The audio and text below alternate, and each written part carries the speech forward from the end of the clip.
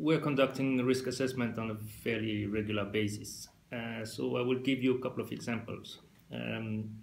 With the MERS disease affecting countries in the Middle East in particular, but also other countries when they get imported cases, we recently, for example, had an event where we saw a new outbreak of MERS in one hospital in Saudi Arabia.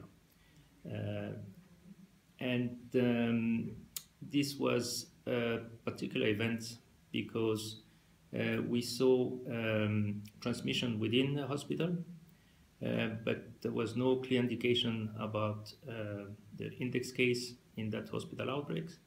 And the picture was complicated by a continuous influx of patients with MERS coming from the outside, being treated in the same hospital, but not necessarily part of that outbreak. So it was a little bit complicated and unusual situation. So by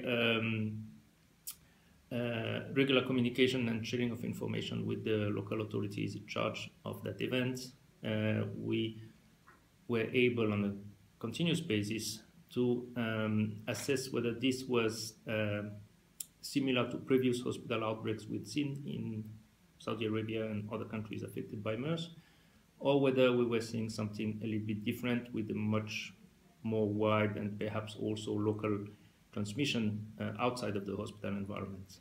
And that's typically the type of quick, rapid, ongoing risk assessment we would do over several days when we see suddenly a new picture, a new set of data, a new outbreak, a new number of cases popping up in one particular location. And depending on how quickly that event is brought under control, the risk assessment would typically follow the development of that event on a continuous basis. In this case, we quickly could basically conclude out of the assessment that it was one of these classical hospital outbreaks that we've seen in the past. We also quickly could see that the local authorities had put in place what was needed to bring it under control. And there was still some uncertainty about why there was so many cases coming out of the community into that hospital. But that part of the assessment, because there was no more data, more detailed information about these cases, or the investigation into the source of their infection in the community, we were not able to conclude anything new or different, or even make any conclusion on the source of their infections. So it was a kind of the type of unusual assessment where you would be able to make some conclusions and about part of the situation, and maybe on some part of the situation you are not able to make any conclusions. So it's part of the daily frustration of dealing with